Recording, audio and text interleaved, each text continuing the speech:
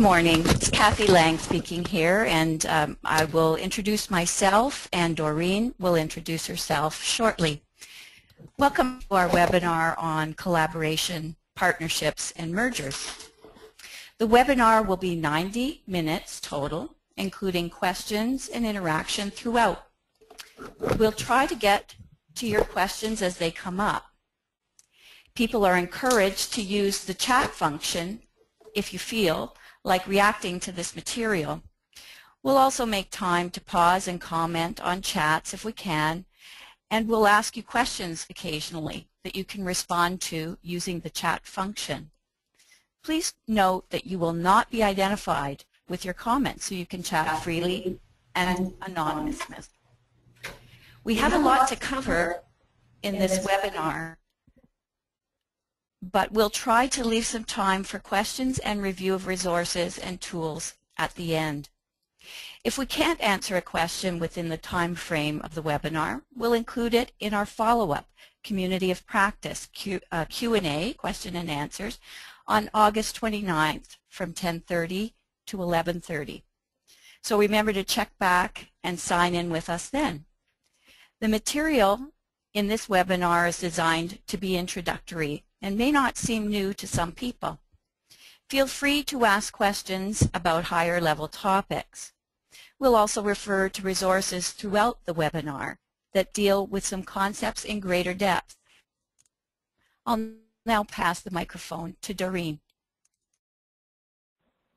Good morning, everyone. Before we go on, I would just like to point out that we have 22 of you on the webinar today, and we appreciate that you've taken time out of your schedule, even as 2 funding calls are in the works for the Ministry of Citizenship and Immigration and for Citizenship and Immigration Canada.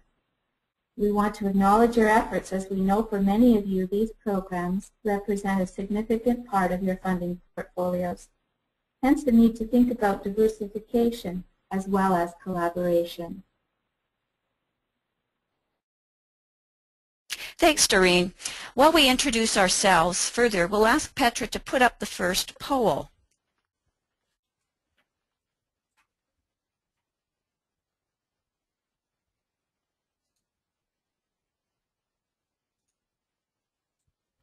Have you participated in past webinars? Recall that there was a Webinar 1, Introduction to Sustainability, Webinar 2, Sustainability Planning, and/or Webinar 1 and 2.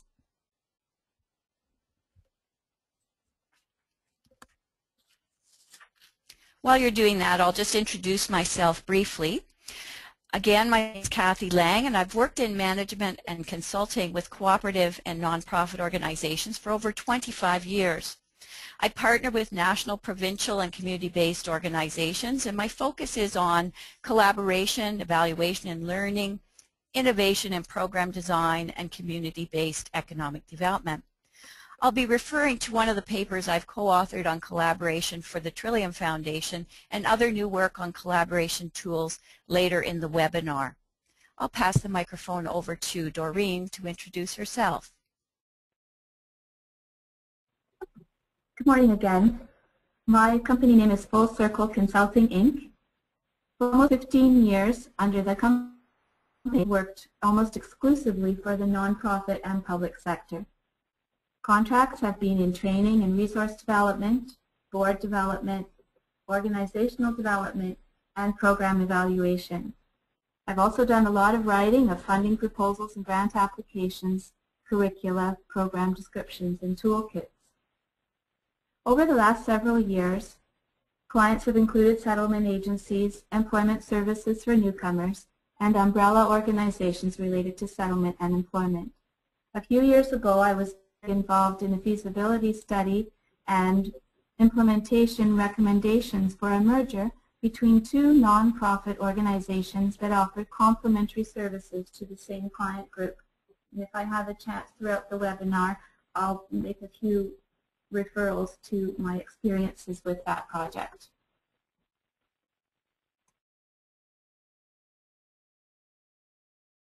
Thanks, Doreen. The contact information for both Doreen and I will be included at the end of this PowerPoint. Shall we take a look at the polls, Petra? It looks like 22% of you participated in the first webinar, the Introduction to Sustainability, 11% in the second, and 37% of you participated in both. That's great. We'll come back and look at some messages now that are carrying us forward.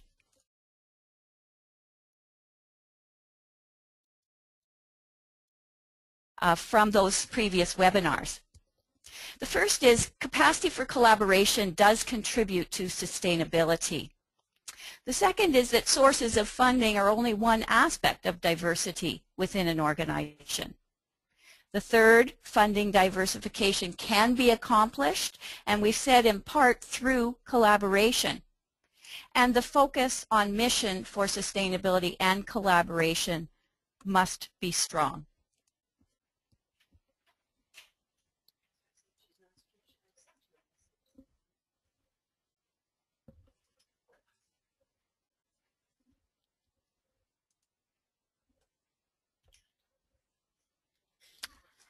Okay, in terms of the key messages, I'm sorry, we'll go over the, we're talking right now, excuse me, we had a little technical glitch there, about some of the topics that we'll be touching on today that will shape our agenda. They include defining collaboration for the purpose of this webinar, some different types of collaborations, the collaboration imperative and what some motivations for collaborating might be, factors that are related to successful collaborations.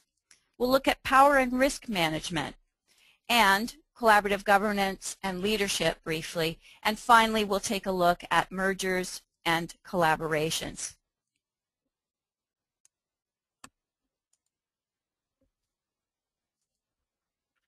Here are some of our learning objectives for this webinar. As participants, we hope that by the end of the webinar, you'll understand some key elements of collaboration, that you'll recognize different types of collaboration, and be aware of some of those factors and considerations related to creating successful collaborations and mergers. We'll check our assumptions about collaborative leadership, and we hope by the end of the webinar, you'll be able to identify a few strategies for risk management in collaborations and mergers.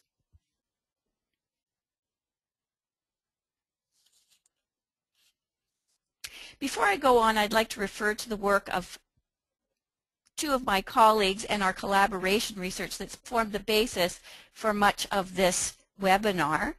They are Linda Mollenhauer and Heather Graham, and we've done some collaborative research with the Trillium Foundation that resulted in a paper strengthening the collaboration in Ontario's non-profit sector, as well as a submission to the Ontario Nonprofit Network for the Provincial Partnership Project. You can find the detailed report online at OTF's website, and a link is included on this slide. Here's a little bit of background about the Trillium research. The purpose of this research was to explore what's new, emerging, evolving, or changing in collaborations within our sector, and to identify opportunities specifically for OTF to enhance its role in supporting effective collaborations among grantees and funders. At the end of this webinar, I'll talk briefly about a new free resource that's in development that's a follow-up to the Trillium report. It's called the Collaboration Coach and will be launched by Capacity Builders and the Ontario Community Support Association in early 2013. Before going on, let's ask Petra to post a second poll where we'll ask you how and with whom you're participating in this webinar. Here's our second poll.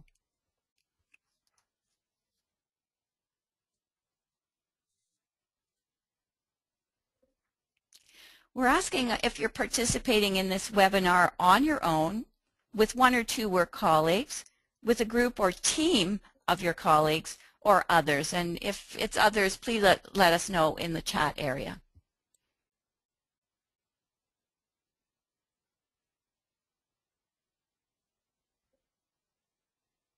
We'll wait to look at this poll result. It looks like 78% of you are working on your own today, 17 with one or two colleagues, and 4% are working with a group.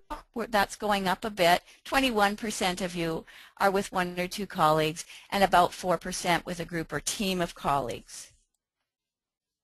We'd like to encourage those of you attending this webinar to share the information and slideshow and the resources with your colleagues as an exercise for building collaboration capacity, knowledge, and skills.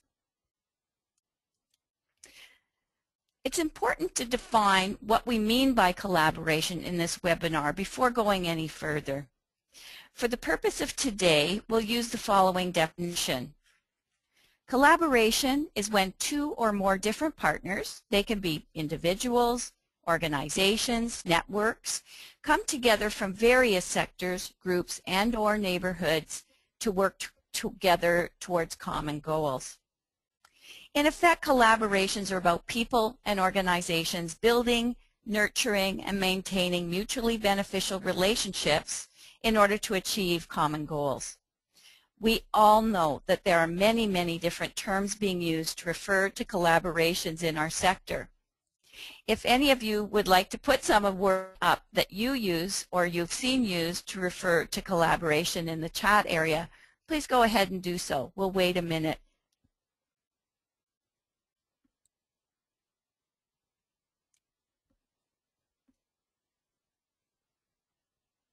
Seeing nothing coming up, we'll comment now on a variety of those terms that we've seen used in the sector.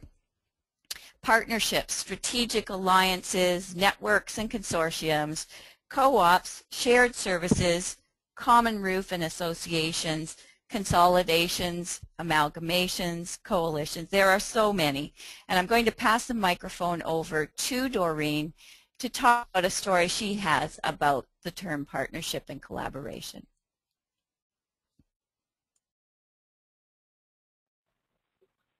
My colleague Olga Nikolova and I presented this year at the Elkazi Professional Development Conference on what we had learned from 4 of our clients working in partnership with other organizations.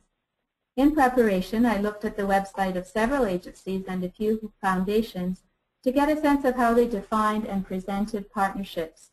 There was much more variety than I had thought, so I'll share a couple of the examples with you.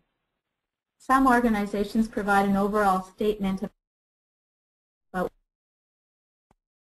with other organizations, for example, to offer complementary services for free or at low cost. Some offer specific examples of what they do in partnership, for example, offer income tax preparation. Sometimes partnerships are represented only by logos. Sometimes the partnership list is a list of their funders. In 1 or 2 instances, partnership was presented as a core strategic value for the organization, and yet no partnerships were mentioned. And finally, some organizations that we know work in close partnership with others have not listed any partners on their websites. So quite a range there for you to think about.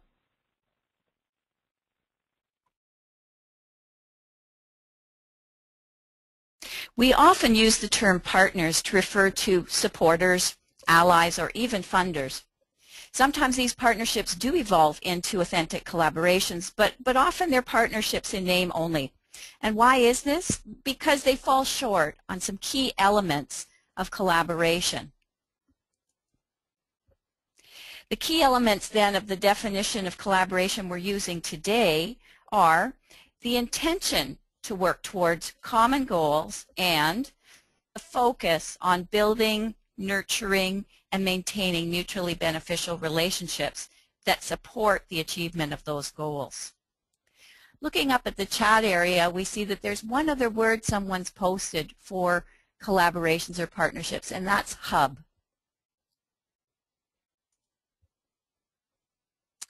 There is no one-size-fits-all approach to creating, maintaining, supporting, and evaluating collaborations. There are such a diversity of forms, outcomes, partners, and intensity. As one expert said, if you've seen one collaboration, you've seen one collaboration.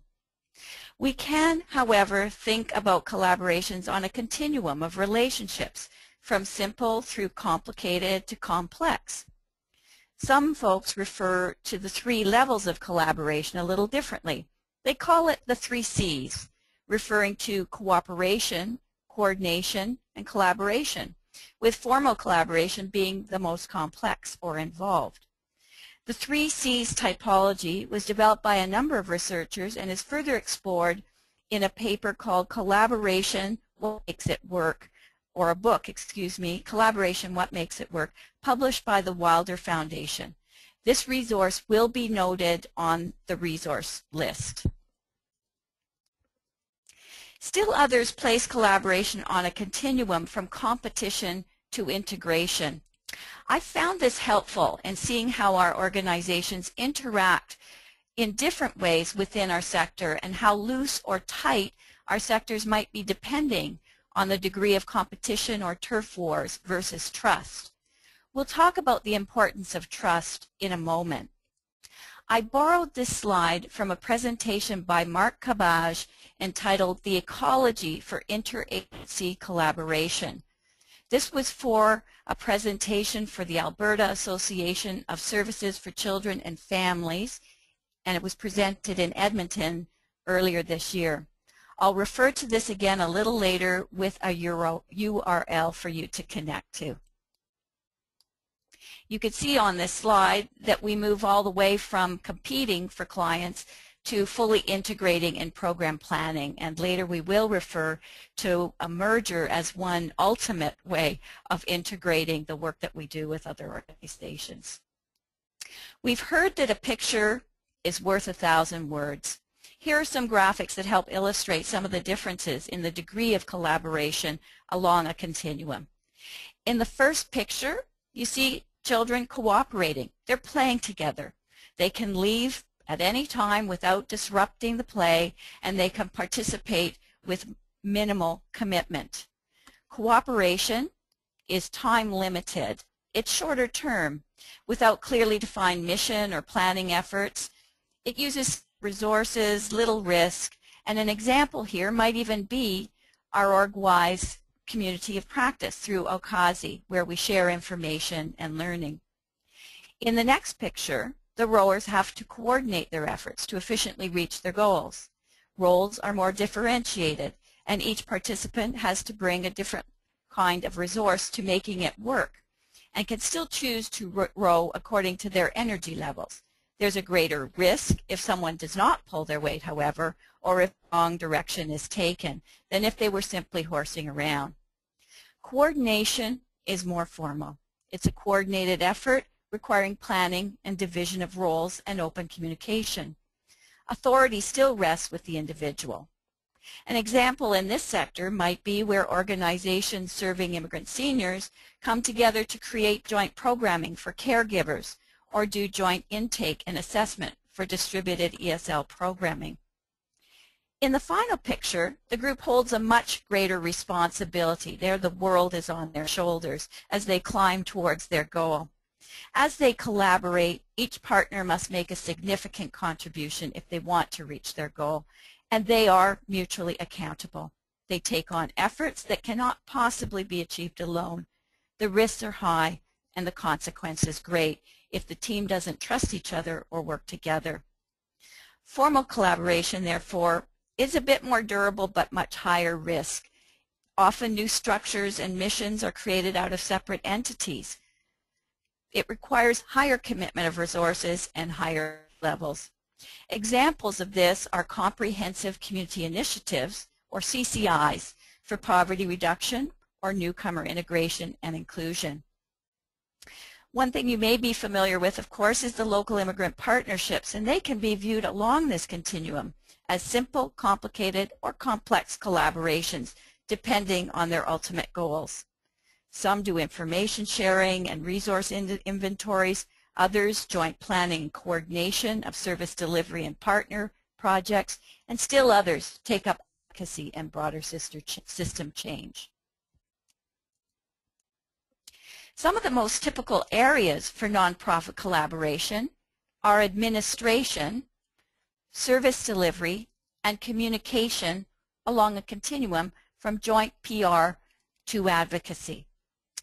It looks like we have a few questions here, so let me read them and we'll see if we can take them up. As a sector, working together is something we've always done since our inception. How do we as organizations build on our learning of working together? How do we build on what we know already? Well, I guess my immediate response to that would be that many of us are already involved in collaborations, and we bring that experience, expertise, and skills to the table whenever we collaborate. However, we do think it's time that we talked a little bit more about some of the skills that are required for collaboration and some of the new information we have about how collaboration can be more effective. Hence some of the research we're doing, this webinar, and some new tools that are being developed that we'll talk to a little later. But I think this listener is quite right that within this sector there are some very high skills for collaboration, great experience. And the only other thing I might say is we also need to share our experience of what isn't working, because that will help us do what we need to do a whole lot better in a time when there's a lot of issues that we're facing, a lot of competition, and a lot of stress. Doreen, do you have anything else to add? No? Okay. Well, we'll move on, and if we think of anything more, we'll add it to the Q&A on our Community Practice Day. I'll take up one other question in a moment, but we'll move on and look at the next slide. This won't be a surprise to many of you. Collaboration is often messy. As I said, I think we do need to sometimes share what's not working as well as what's working. No matter how simple or complex a collaboration is, it can be messy and confusing. It's best to think about collaboration as a process, not a product. It takes time to unfold, and its shape will evolve and change in relation to the nature and number of partners, your respective missions, the joint goals you have in mind, and the context or environment you're working in. Collaborations don't mature in the same way organizations do. They don't always follow a neat linear path. They may begin as a very simple collaboration to share knowledge and expertise, and then move along the continuum to more complicated or complex collaborations as they see the potential for more significant outcomes.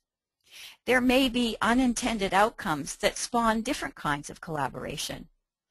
Collaborators may find themselves as a mature group needing to go back to earlier developmental stages to rethink outcomes and relationships. Since collaborations rarely follow a linear path, it requires continuous investment of partners' time to negotiate and revitalize your efforts. Once you and your organizational leaders have a clear picture of how collaborations work, you can ensure that the right kind of resources and time is assigned to ensure they work effectively. Now I think we'll ask Petra to pull up our third poll, and let's find out how many of you are already involved in collaborations and to what extent. Here's our question. How many partnerships or collaborations are you currently involved in? None, 1, 3 to 5, more than 5, or you're not sure? We'll come back to the results in a minute.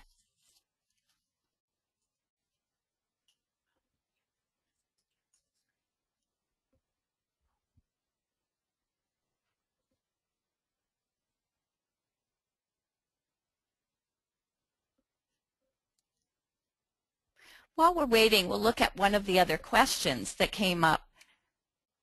If Petra, you could pull that up. The question is, if one source, such as a government body, provides funding for potential collaborators, how can organizations overcome natural competition driven by that funding need? Can similar organizations achieve collaboration, or is collaboration more likely with organizations having different functions? more likely result in effective collaboration? Wow, there's a lot in that question, and some of it will be dealt with in at least one of the slides, as well as a resource that I want to give you the URL for, the Mark Cabage presentation, which talks about this kind of competition and dilemma. So I'm going to wait until we look at that special resource, and then we'll take up further this question in the community of practice. Let's have a look at our poll results. It looks like 19% on this webinar, participating in the webinar, are not involved in collaborations at this time. However, 55% are involved in 3 to 5, and 27%, or more than a quarter, are involved in more than 5. So those of you who are on this call are fairly well involved, as the earlier questioner indicated, in collaborations. Why don't we compare these results with some research in the field? Before I go to the next slide, you may see this slide, but I am going to talk about this research first. In a recent article, Collaboration, A Way of Life in the Sector, that was in The Philanthropist in 2010, it stated that 91% of organizations surveyed were participating in some form of collaboration in 2010, a number significantly higher than in 2009, when less than 40% reported the same. Over half were working in 1 to 5 collaborations, while 1/5 worked in 6 to 10. So in our webinar, the participants, probably more than a quarter are working in 6 to 10 collaborations, and a little bit less than the study in 1 to 5. They concluded in this research that collaboration permeates the sector and is increasing not only as an adaptation to economic conditions, but also because of the general trend and growing success and maturity of collaborations in our not-for-profit sector. So let's have a look at the next slide.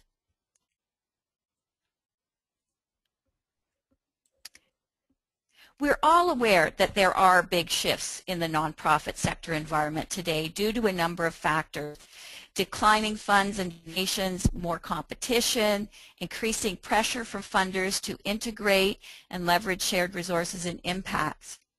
Nonprofits are running for-profit businesses, businesses are running not-for-profit subsidiaries, so there's a blurring of lines between the public, nonprofit, and private sectors, and much more cross-sectoral cooperation within the nonprofit sector. There's also a growing recognition that many social issues are complex and can't be addressed by a single organization. So we look beyond our own organizational boundaries to see how we can accomplish our mission by working with others. Explosion of new technologies, such as even our webinar today, allows us greater cooperation and communication. We've noticed that a younger generation now think nothing of crossing boundaries, of working comfortably outside structures and with complexity, and using new technologies with ease. All these factors are leading to new ways of working. In our field of nonprofits and settlement services in particular, there's a growing number of collaborations, and some of these are maturing.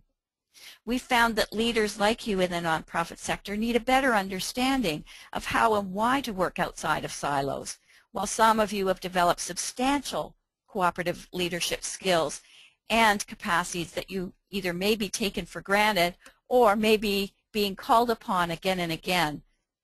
In our webinar on sustainability, we referred to your capacity to collaborate effectively as one factor that contributes to resiliency, not only a survival strategy, but a way of innovating. What we're coming to know is that working collaboratively and the transformation this brings is no longer an option, it's an imperative. Here's that resource I was telling you about, Collaboration, A Way of Life in the Sector, so that you can find it. There's a URL in the PowerPoint, or you can also search the philanthropist.ca website to find that article. Even in an environment where collaboration appears to be an imperative or a trend, collaboration cannot be forced. Our research tells us that collaborations and partnerships that are forced are often unsuccessful, and those that develop organically versus being mandated, perhaps by a funder, are more likely to be sustained and achieve significant results. We learned, too, that nonprofit leaders may perceive a collaboration as being mandated, even when the intent of the funder is to avoid duplication or encourage the achievement of more significant impacts. It's difficult for us as nonprofit organizations to differentiate between encouragement to work together and a funder requirement, particularly in the face of need for additional funding. Let's check this perception with a poll. Again, Petra, I wonder if you could show us the next poll.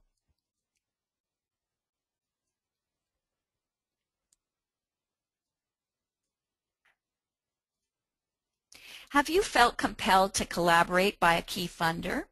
Never, sometimes, often, always, or not sure? What folks say.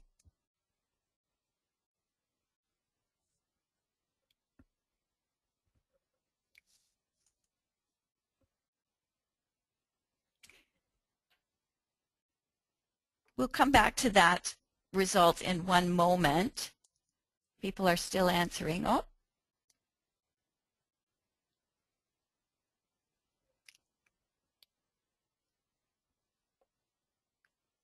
it's still changing. It looks like 36% often feel compelled by a funder to collaborate. 32% sometimes. Oh, that's up to 35. 22% never. 22% never, 35% sometimes, and 35% often. And a few of you aren't sure. We'll talk about that in a minute. We'll take a look at the next slide. So what are some of the specific reasons or circumstances that lead us to choose collaboration? Collaboration can result from a crisis, an opportunity, or a strong community imperative. For some, collaborations come out of a community crisis, and some of you may have experienced this. Last year I worked with groups that faced a flood, and they had to work together to deal with some of the things that needed to be done. For others, it might be an increase in health risks. Often in these circumstances, organizations leverage the trust and leadership they've already developed, and the crisis lends credibility and community support for collaborations that might otherwise take more time to develop. In times of crisis, we sometimes find ourselves working outside of the box, perhaps with unlikely partners, to come up with collaborative solutions to immediate or difficult issues. We call these unexpected collaborations. With time invested in needs assessments or community planning, we might discover significant gaps in service or a need for better coordination and service approaches that collaboration can address. Finally, sometimes a funding program or a policy change or change of government following an election can represent a new moment or opportunity for groups to come together, to get creative in testing new program models or finding ways to connect with partner organizations for program sharing or sector building. One consideration to remember is that collaboration is a means to an end, not an end in itself. We may like the idea of working together, but lack the right purpose, fit with partners, resources, or timing to make collaboration work. When an organization is facing a crisis in funding too, they are in the throes of financial down spiral, and this may be a difficult time to collaborate. We've said that collaboration takes time and investment, which may not be available to an organization in crisis. We'll look at this a little later again. Petra, let's have a look at the results of that last poll if we could before moving on. Oh, okay, the final results, thanks. Have you felt compelled to collaborate are 22%, never, 35%, sometimes, 35% often, and 9% unsure. That's a lot of groups that are feeling compelled these days to collaborate by funders. I wanted to comment on the changing orientation of funders in shaping the sector through policies and programs. Sometimes this is benign, but other times it's really game-changing for the community and our nonprofits that serve the community. It's really a topic for another time, but it's important to work through networks like OCASI to ensure that you advocate for programs that are responsive to communities and not just to funders' resources, political priorities, or pressures. I mentioned a moment ago a PowerPoint presented by Mark Cabage. This presentation, the Ecology Interagency Collaboration, can be found at the following URL and includes some excellent points and resources related to the funding client, the so-called nonprofit starvation cycle, and the dilemma facing agencies who are forced to both compete and collaborate at the same time. Hopefully, if you take a look at this resource, you'll have some of your questions answered as per the question that was put up on the webinar a little earlier. Now we'll take a look at what we've learned about successful or authentic collaborations. Trust is at the heart of any successful collaboration. In order to build trust, it's critical that collaborative partners have the breathing room to find a common cause and to move from a group of committed individuals to a deeper organizational commitment, and to find those meaningful outcomes that will benefit all the participants. There are a number of the characteristics related to developing relationships based on mutual respect and trust. For instance, there's respect and trust when partners have a voice in the collaboration. So there's joint decision-making and power differentials are acknowledged and negotiated. When partners are comfortable with conflict and stress because they recognize they're products of active engagement and are part of the dynamic and complex nature of collaborations. And when partners are prepared to be open, transparent, and honest about their organization's expectations, issues, and any other issues that emerge in the collaborative or among partners, concerns, or conflicts of interest.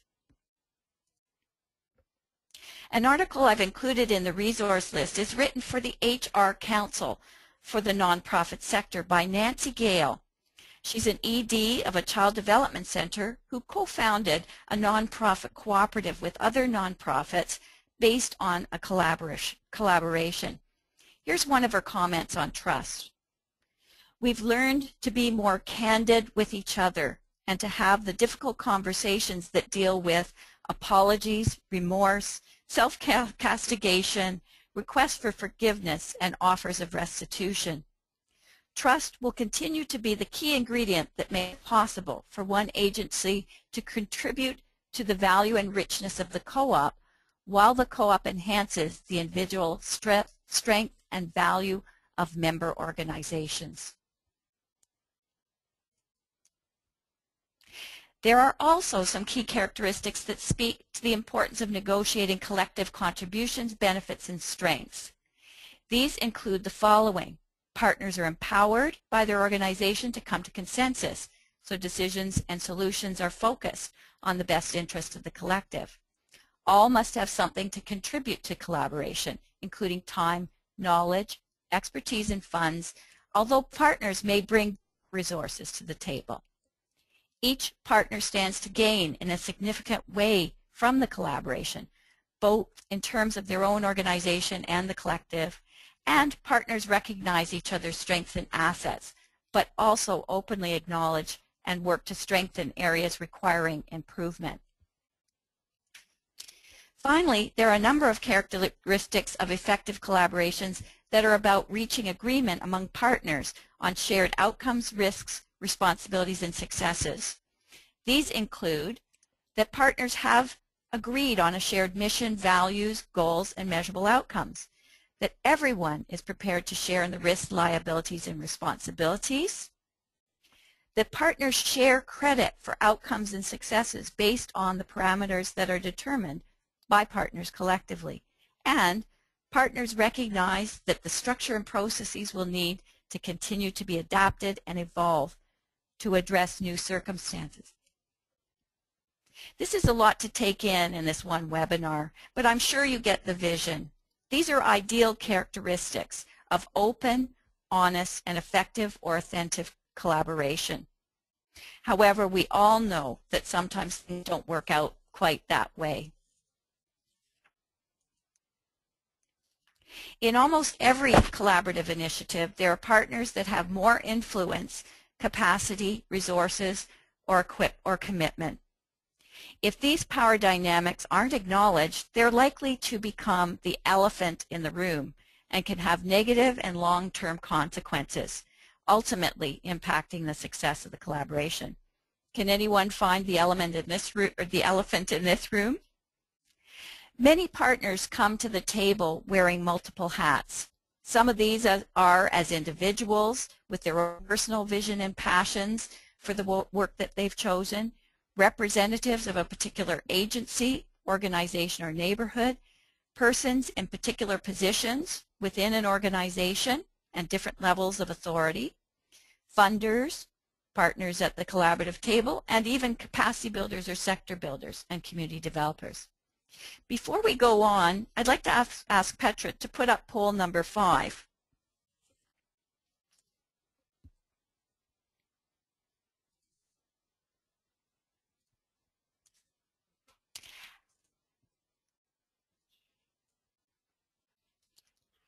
How many of your partnerships would you say have been successful? When you're thinking about this, think about how many partnerships you've been involved in that reflect some of the characteristics we've just reviewed of an authentic collaboration. Are there none, a few, some, most, or you're not sure? You're thinking about it.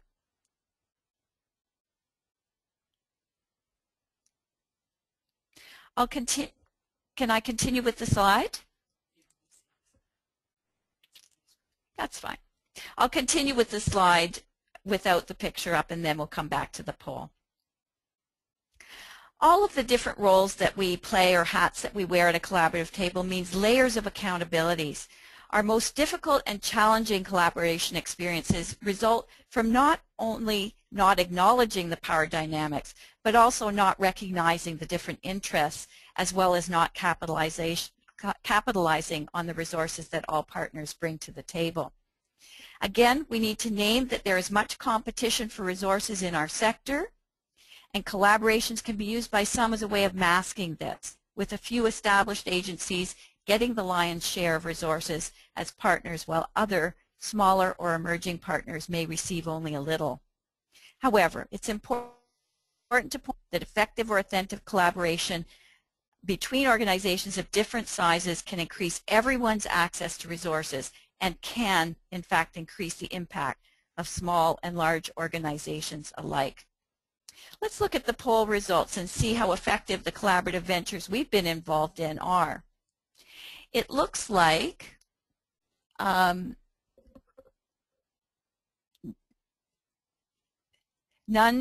of you have said that none of your collaborations have been ineffective.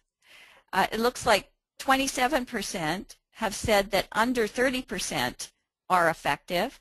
32% say some are effective. So it's sort of a third, a third, a third, in a sense, of those who feel that your collaborations range from a few that are effective to some to most. And I'm gratified to see that at least are showing that 75% or more of your collaborations are effective. But it does show that those that aren't, the few or none, do require some capacity building. Here's that elephant again. As we said earlier, we should expect that collaboration will involve some conflict, and as you showed, some of your collaborations aren't as effective as others. There are some great resources dealing with conflict available. We won't go into them in this webinar. One specifically related to nonprofit collaboration that we list in the resource section is Building Successful Collaborations, a guide to collaboration among nonprofit agencies and between nonprofit agencies and businesses. This was by the Cambridge and North Dumfries Community Foundation, and the URL is on this slide and will be repeated in the resource list. As we said earlier, collaborations do not necessarily behave like organizations. They involve different accountabilities, many different accountabilities. Governance functions such as financial due diligence, direction setting, decision making, and resource allocation may be handled by lead organizations through shared executive and admin platforms, or even the creation of a separately incorporated entity, for instance the co-op in the article I mentioned. The most important thing to remember is form should always follow function. Structures should vary according to the stated purpose of the collaboration and the mission, needs, and resources of the partners involved. True collaboration means an openness to change. It's a risky business. We have to remember, though, that the risks associated with not collaborating may outweigh those involved in collaborating. Our goal is to minimize risks by maximizing accountability. So how can collaboratives maximize accountability? It starts by clarifying the shared intent of a collaboration, answering the question, collaboration for what purpose? It may seem obvious, but you'd be surprised by how many collaborations are not clear about what they hope to achieve collectively. Sometimes collaboration is not the answer. It's also important to ensure that the problem, issue, or opportunity that partners want to address requires a collaborative approach. Ask yourself, what can the collaborative achieve that partners want to address that couldn't be accomplished, on our own? Our research suggests that an increasing number of collaborations appear to be focused on broader social change or deeper impact that can definitely not be achieved by one organization alone. Other questions to ask are, do we have the right partners around the table? And do we have a good fit between our organizations for the purpose of working together on the goals we want to achieve? Assessing the value of the collaborative is also critical. Ask yourself, how will we know what we're doing is working? And how do we change in response to what we're learning? You can see the mouse in this slide is getting smarter. He's wearing a helmet while he goes to get that piece of cheese. So he's adapting and learning as he goes how to take risks. You'll need to identify some proactive risk management strategies and approaches at the very beginning of your collaborative initiative. One of the key tools is a collaboration agreement. A collaboration agreement is like a prenup agreement. It may seem strange to put it in writing at the start when there are few real tensions or issues on the table, but when they eventually do arise, it's critical to have something in place to help you resolve them. We recommend discussing with your partners their needs, fears, expectations up front and building these into an agreement. For instance, if your organization is required to comply with specific legislated or regulatory obligations, it would make sense to include these in an agreement. It's also helpful to anticipate potential risks by learning from the experience of others. For instance, contacting other collaborations to discuss what's gone wrong and how they've managed it, or requesting copies of their agreements and asking how effective these were. The agreement should identify clear provisions and related procedures, and there should be a plan to revisit the agreement regularly as the collaboration evolves. We'll have a look at a template for a collaboration agreement at the end of the webinar if there's time, and it is included in the resource list. Why don't we have one more poll now, Petra? This one specifically for those of you who are involved in collaborations.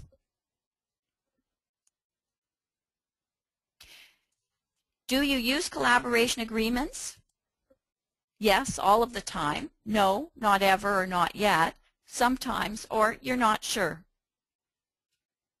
I'm going to move on and talk a little bit about collaborative leadership as you're doing that poll. Working across boundaries requires a special type of leadership. In contrast to the command and control model of leadership, where we exercise authority by taking unilateral action, people who participate in successful collaborations must have characteristics that break down boundaries between people and organizations. Collaborative leaders invite people to take ownership of a shared vision and values, and they work hard to bridge differences and nourish relationships. They build legitimacy, credibility, and capacity. Remember, they may come from any sector or any level of an organization. In fact, the most successful collaborations, various leadership roles are shared among all the participants. Some convene people, others inspire vision, still others are problem solvers and bring out the creativity in a group. There are those that are the drivers and help sort out the work plan and support others getting things done, and those that raise difficult conversations and facilitate or mediate conflicts in a group. Let's have a look at the results of the poll. Do you use or have you used collaboration agreements? 35% of you say yes all of the time. That's great. 17% say no, not ever or not yet. So this will be a learning for you. And as I suggested, it would be a great practice to check in with others within the Orgwise community of practice as to what kind of collaboration agreements you're using and whether they're effective. 43% said sometimes we use them, and there may be different kinds of collaboration or partnerships that don't require them, the more informal ones, and those that are more complex that do require them.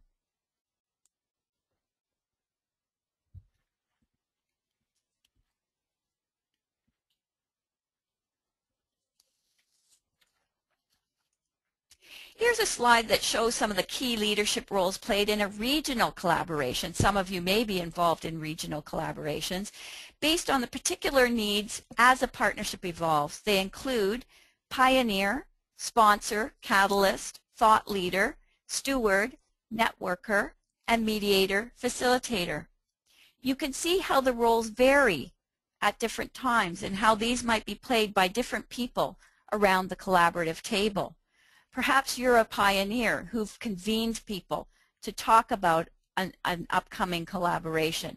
On the other hand, you may be a facilitator within a collaboration that bridges differences and builds agreement.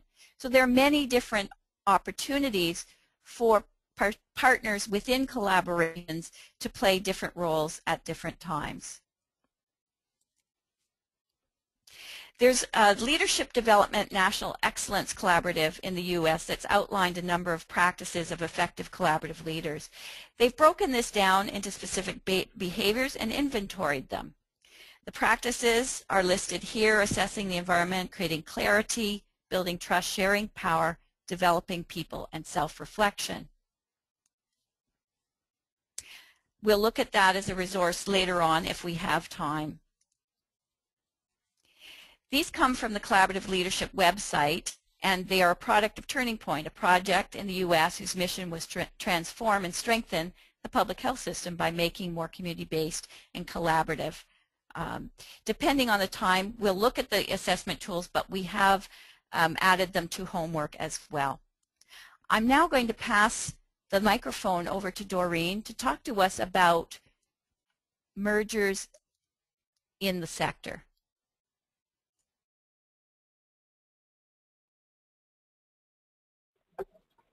Thank you, Kathy. Even though I've read through some of your slides before, I'm finding this great, and it's giving me lots to think about. Can you move me to my next? Kathy's helping me out with the slides. Wonderful. So let's review some terminology, because we know that it's used slightly differently in the corporate and the not-for-profit sectors. When two or more nonprofits amalgamate, they bring their membership, assets, and liabilities into the entity that emerges. However, legally, all organizations continue to exist. We have to remember, though, that some pieces of legislation in Canada, its provinces and territories, do not allow for amalgamation. In a merger, one organization winds up its affairs and transfers its assets to another. Here are two more terms for us. In consolidations, all the original bodies dissolve and transfer their assets to a new entity, that is, a completely new entity. Acquisition in the corporate sector is the purchase of one company by another, sometimes known as a takeover. In the nonprofit world, obviously we're not talking about a purchase, but still the term is used sometimes not in public, sometimes behind closed doors, to describe the perceived taking over of a small organization by one many times its size, something like a big fish swallowing up a little fish. As early as 2003, there were journal articles identifying mergers in the nonprofit sector as a growing trend. And the recession of late 2008-2009 sparked an even greater interest from nonprofits in the United States in particular in exploring mergers as a way to sustain their operations. Canada's situation is different. While nonprofit organizations are looking more closely at merging as a possible option, they tend to pursue collaborations instead. In both Canada and the U.S., nonprofits hold the assets on behalf of the community. They must look at the mission as the key focus of any consolidation with another organization. Let's go back for a second, even though it's not the right slide, we'll just leave it here, to the difference between acquisition and merger. In practice, even in the nonprofit world, most mergers are really acquisitions. Nonprofit leaders are not always comfortable using this term, but it describes the reality of some situations in which what looks like two organizations coming together is really one taking over another. It becomes important to know what your position is before you pursue a merger and to be clear about whether or not you're considering a merger or an acquisition, an amalgamation, or a consolidation, regardless of what you call it. The distinction will help you plan accordingly and will help with a smoother implementation phase. Think about your minimum requirements and think about what you are prepared to give. So why consider a merger? Organizations and their boards of directors will have different reasons for considering a merger with another nonprofit organization. In some cases, organizations see a merger as a way to sustain an organization that's concerned for its future. In other cases, talking about a merger is a way to avoid the discussion of winding down an organization whose time has come to an end. Sometimes it's the funder's idea, but as Kathy mentioned earlier, this kind of merger would have a greater chance of success when it's voluntary. Overall, merged organizations tend to be more stable, even though this is not a guarantee, and we'll look at why this is a bit later. Long-term cost savings may result from economies of scale and consolidating services that overlap. For example, back-office consolidation and shared programming. Back-office functions are those that keep the organization itself running, such as IT, human resources, and accounting. This allows organizations to devote more of their energy to fulfilling their mission. Some administrative costs are reduced, such as the salary of one executive director, and this is one of the thorny parts of mergers, is that when you begin, there are two executive directors. When you finish, there's one executive director. Sometimes it's most convenient if that one executive director is retiring or has decided on his or her own that it's time to move to a different path in their life. A merger can result in increased capacity and building on one another's strengths, ultimately becoming more able to deliver on their mission. For example, an organization with no dedicated HR person may merge with an organization with an HR department and will then benefit from the expertise and support of an HR professional. In other instances, one organization may have a more established governance system with more detailed policies than the other one. Regardless of where your original base is, city, town, or rural community, a merger may mean an increase in the geographical area you serve and be of great benefit to clients. While of course there's no guarantee, new funding opportunities may be available to the new organization because of its combined mandate, size, and structure. So how do mergers fit into the nonprofit environment? To date, nonprofits have put a lot of effort into collaborations and networks rather than mergers. As we've seen today, this allows for organizations to come together for specific, time-limited, and strategic projects, regroup, and then partner again for either the same or different reasons when the time is right. A merger involves joining forces and creating a new identity for the long term. So you may think of this as the difference between dating and being in a long-term committed relationship. Some typologies place mergers at the far end of the collaboration continuum. So think about the slide that we had earlier with the arrow and the different categories. This may be a misnomer because then it looks as if the merger is the ultimate act of collaboration, whereas sometimes it's shown instead of a more engaged and complex collaboration. There are many pitfalls and difficulties with mergers that we won't have the time to address today. If you look in our featured resource, that one lists several pitfalls and challenges. Overall, we recommend that mergers stem from a thorough strategic planning exercise at the board level, and that it be done at a time when the organization is relatively stable, not when it's in crisis. The importance of strategic planning is a theme across all of the webinars in this series, and of course it's not limited only to boards, but staff will be involved as well. A feasibility study will help you determine if there are major obstacles to completing a merger. It should address organizational, financial, and technical issues, and you may need outside assistance with this task. Allow at least a few months, depending on the scope of the study, and strike a committee to deal with these tasks. In the project that I was involved in, the agencies were not in crisis. Both boards of directors decided that they would like to explore a merger, and what they did was to form a joint board committee with 50-50 membership from each of the two organizations. And they worked with the consultants all along through the feasibility study. There were regular meetings to discuss issues and to look over draft reports along the way. And that approach worked very, very well. Your board and ultimately your membership will be making decisions about what to do next. You will also be asking your funders for decisions about continued funding, transfer of funding agreements, and so on. And finally, what's the name going to be of this new organization, and how will you let the community know what's going on? A detailed implementation plan should carry you through the merger. It can take a few years to address the many issues related to change management in particular. Thinking through the many elements of implementing a merger will help to surface challenges ahead of time.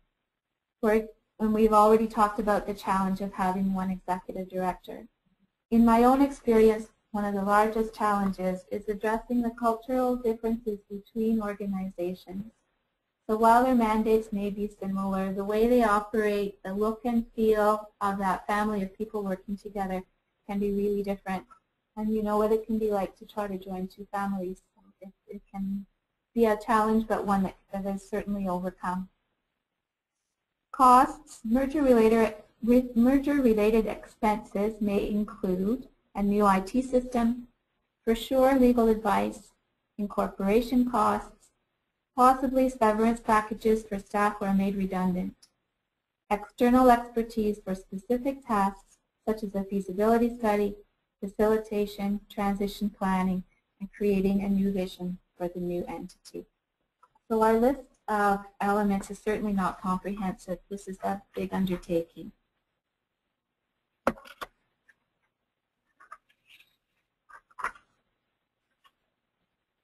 Okay, the primary mergers are complex and they take time.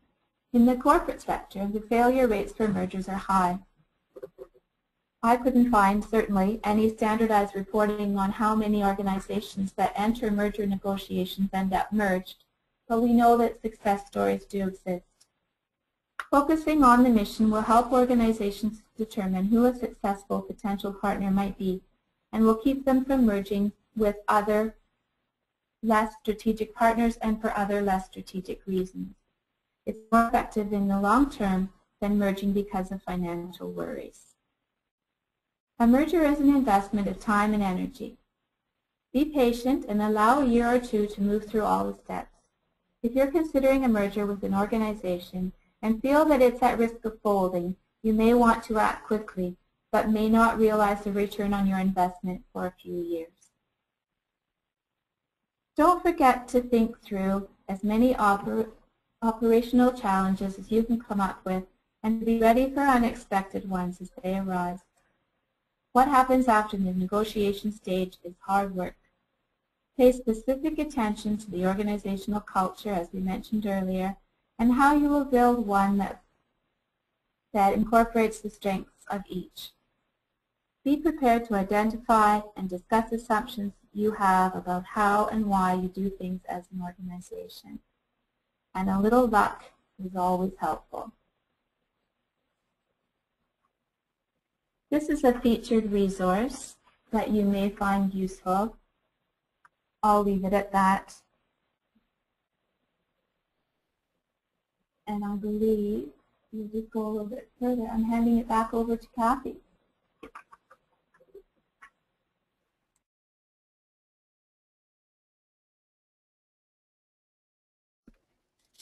Before we proceed to our final slides, we'd like to review key messages and resources. When we review those key messages and resources, I'd like to ask Petra to show us the final poll for the day.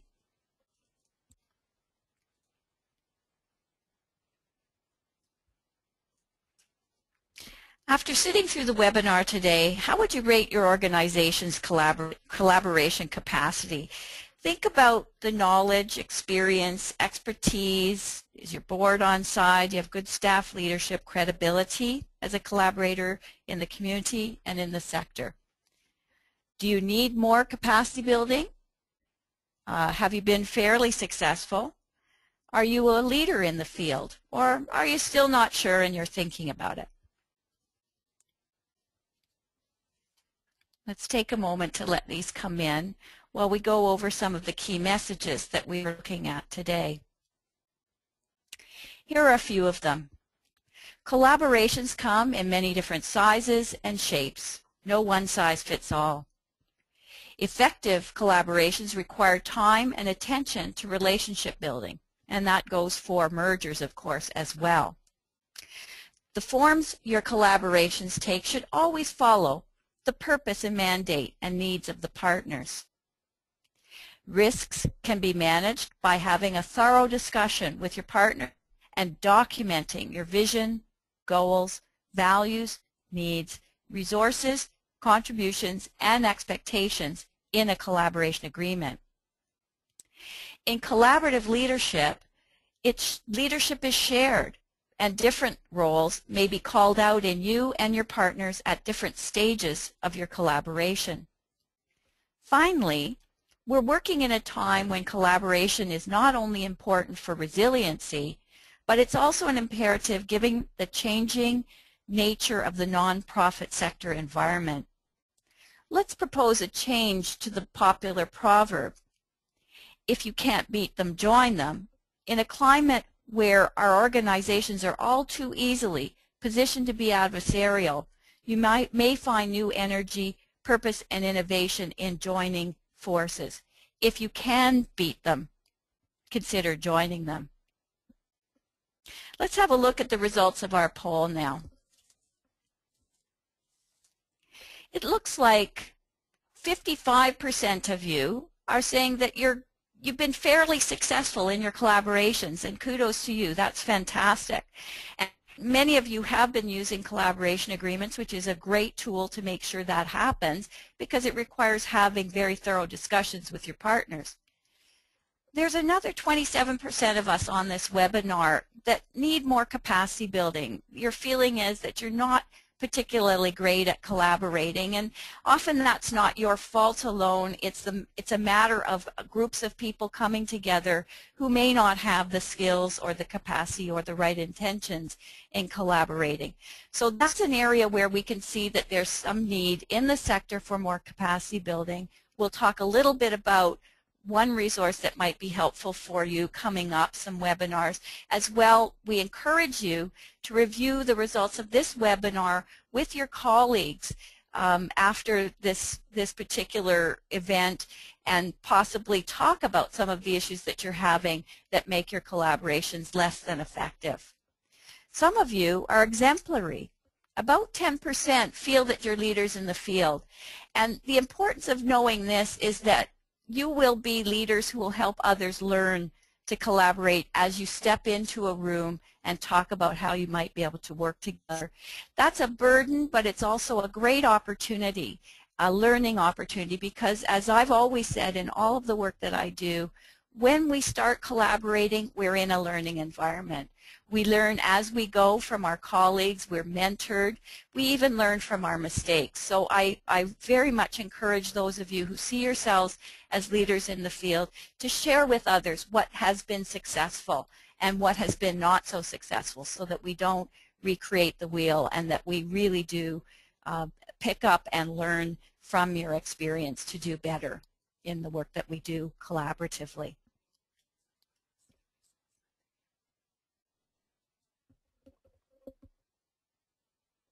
Okay, we have some questions coming up, so we're just going to talk a little bit about homework first. Oh, there's more key messages. I'm sorry. We want to look at our key messages for mergers, and then we'll go into some of the questions that have come up in our last 15 minutes and a couple resources. Don't look to a merger when you're in the middle of financial woes and in crisis if you can help it. Focus on the mission of your organization and furthering that mission in a more efficient or innovative way, and that goes for both mergers and collaborations. Consider measuring a merger's success by how well it served its mission better, not by whether it has cost and survived. A final message. Collaboration is a new and growing imperative in the nonprofit sector.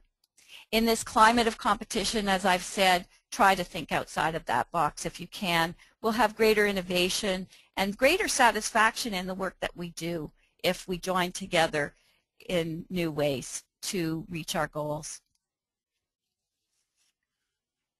Here are some select resources, and before we go into them, let's have a look at a couple of those questions.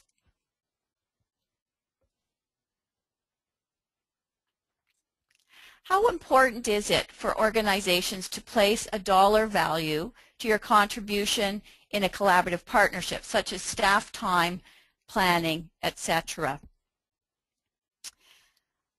I'm going to answer this in a couple of different ways, and again, thinking back to our slides from simple to complex, or cooperation to collaboration, and even into mergers and integration. When we have informal collaborations, it's important that an ED or a manager or whomever is taking account of the number of partnerships you're involved in, think about with your staff what your capacity to collaborate truly is. I know that one group, one organization that I've worked with, had called a meeting of staff and did some research within the organization as to how many partnerships and collaborations staff were engaged in. The number was quite huge because, as we've said, collaboration can happen at different levels of an organization and at different staffing levels. Frontline staff collaborate, middle management collaborate, senior management may collaborate, and boards may be collaborating with other boards. So one thing that I would suggest to you is think about doing a partnership audit within your organization. There's no particular tool at this time, although I will refer to some developing tools a little later that may include this one in it. But you can simply look at what amount of your staff time is spent in partnerships, how many partnerships, and then strategically think about which ones are serving you and your mission best. So I do think this question is very, very important, even for informal collaborations. When we get into more complex collaborations, often, as Doreen said, groups will do feasibility studies. They'll take the time, and that can be an informal feasibility study as well as a very formal, externally conducted feasibility study for complex collaborations or mergers or new organizations, to establish what the return on investment will be. Now, Doreen, I wonder if you have anything more you want to speak to. I'll mute myself, and she'll be able to help us here. Yes, my comment has to do with what are you thinking of? Obviously, I can't see you and talk to you and ask you this question, but what's behind your question? Sometimes it's very important to be able to place a dollar value to your contribution to a partnership if your partnership involves a joint application for funding. In that case, yes, you will want to know what's your contribution going to be so that you can negotiate with your partner and with your funder what percentage of the revenue or income from the grant or whatever that funding source is, what comes to me, what goes to you, and why, and how are we going to keep tabs on this to make sure that it's equitable all along the way. So I like Kathy's example very much, referring us back to the model, but this is a different look at it because we know that applications for funding can come in many different configurations. I've also encouraged my clients sometimes to do this tally of the amount of time they're spending in collaborations in order to advocate for themselves with funders. One thing that I have found, and the reason we brought it up in the webinar about feeling compelled to collaborate by funders, is that sometimes our funders are not aware of the amount of time it takes to engage in effective collaborations. So I think this is a very astute question, and I think you have to be very strategic about it. The partnership audit is one, the feasibility study is another tool, but third, this kind of tallying of your time is important in pulling together your talking points with funders when and if you feel compelled to collaborate by them. Is there another question that we could consider before we do our final look at resources and homework? No? Okay. So here's the resources file slides. These will be included in the PDF of the PowerPoint, so we won't go into depth. Many of these we've already reported on through the webinar. The first is that report for the Trillium Foundation, which did give rise to a smaller report done by the Ontario Nonprofit Network, submitted to the partnership project. So you can also find a shorter report on collaboration on the ONN's website. The Wellesley Institute has done some excellent work on social service collaboration, so there is a URL for you to look into. I've mentioned a number of times some research on collaboration factors and on different typology. Wilder Foundation has published a collaboration factors inventory and a series of books on collaboration, including Collaboration Handbook, The Nimble Collaboration, and Collaboration, What Makes It Work. For those of you who are involved in complex, comprehensive community initiatives, you might want to check out Tamarac's Communities Collaborating Online Institute. There they're dealing with some tools and webinars and talks on complex collaboration. Again, we've mentioned the Cambridge and North Dumfries Community Foundation resource with lots of tools in it, and there's another, the Partnership Toolkit, Tools for Building and Sustaining Partnerships, developed by the Collaboration Roundtable in BC in 2001. We'll be taking a look right now at a collaboration agreement template, and this will also be posted on the orgwise.ca site. And first of all, I have to figure out how I might get to it. So one moment, please.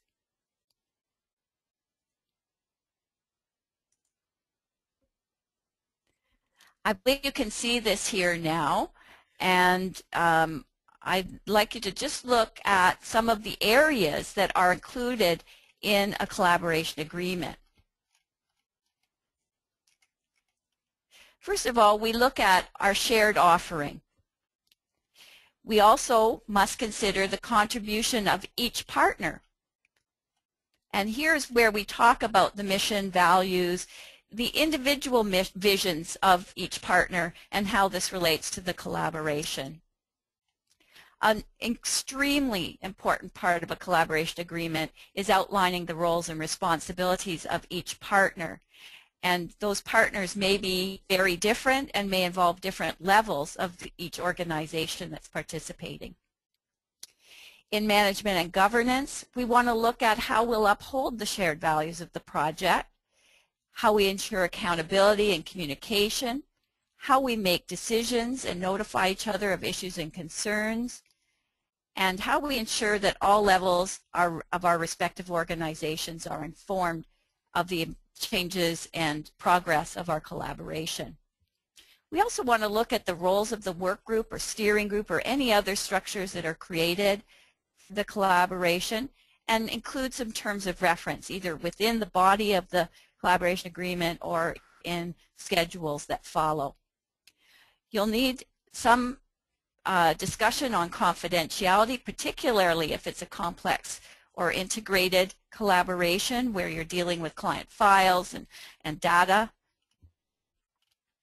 You'll want to talk about how you'll evaluate and learn, how often will you revisit the collaboration agreement, and perhaps how you might document your experience for others to learn from it. Of course, a conflict of interest schedule should be included. And it seems like there's just missing in my document. Let's see if I can grab them. So for whatever reason, the PDF did neglect to take all the pages in. So we'll make sure that that's available to you on Orgwise. And in fact, if you have any questions, you can certainly ask during the Community of Practice Q&A, because there are some typical areas of collaboration agreements that may require some further discussion. Okay.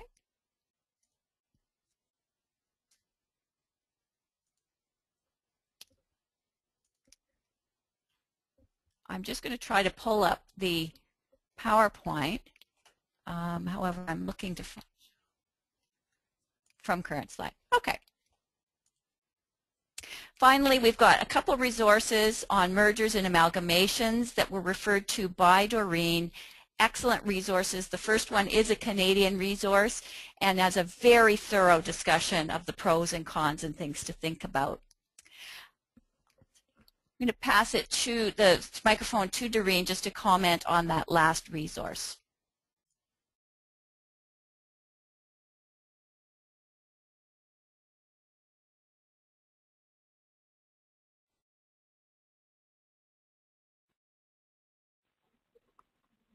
Thanks. Just very briefly, because we're almost done. The resource by Davis, it describes the experience of a merger of two nonprofit housing agencies in New Hampshire. He talks about creating conditions for mergers, assessing potential, implementation, and lessons learned. And then there's one by Thomas McLaughlin. He's Vice President of Consulting Services for the Nonprofit Finance Fund and has consulted on over 200 collaborations. And then the last one includes 9 practical pieces of advice for nonprofit agencies considering mergers, and he gives some particularly interesting advice on how to maintain your own individual identity.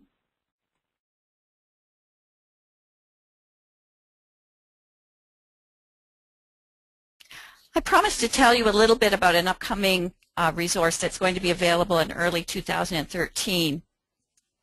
That is the Collaboration Coach. It will be a free online resource that's currently in development, and it's geared to nonprofit leaders and practitioners that will include your stories, tools, and reflections on collaboration. And you'll be able to find it in January through the Capacity Builders website. A lot of information on additional collaboration webinars that may be of interest.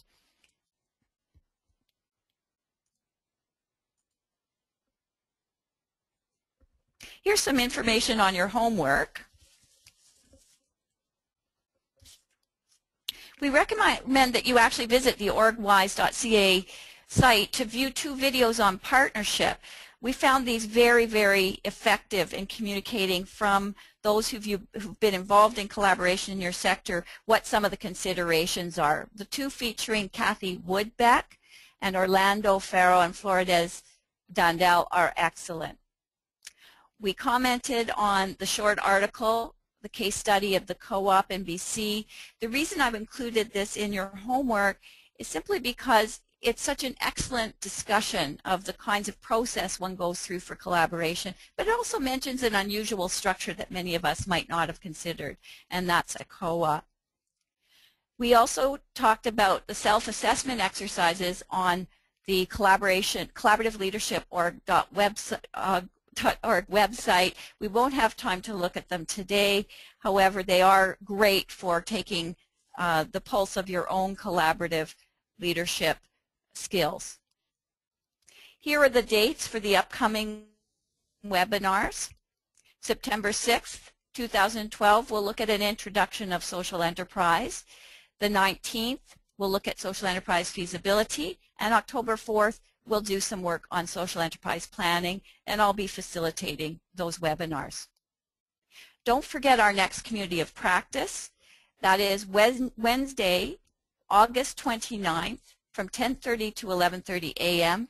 Please consider bringing your questions and comments on collaboration, partnerships, and mergers, and we will be able to deal in greater detail with some of the questions that were posed today. Good luck with your funding proposals, and do enjoy the rest of your summer. Bye for now.